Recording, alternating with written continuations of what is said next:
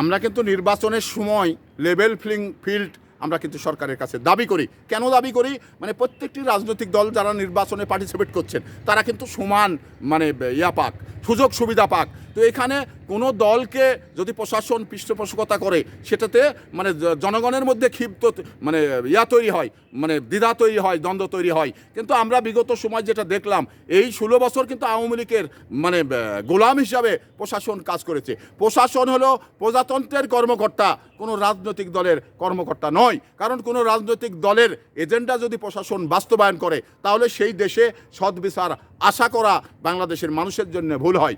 আমরা বিগত সময় যেটা ন্যায় বিচার পেতে আমাদের কিন্তু বীরাঙ্গনা ভোগ করতে হয়েছে, আমাদের কিন্তু অনেক মানে উদ্বেগ উৎকণ্ঠা ভোগ করতে হয়েছে। কারণ এই ন্যায় বিচার প্রতিষ্ঠিত বিগত 16 বছর ছিল না।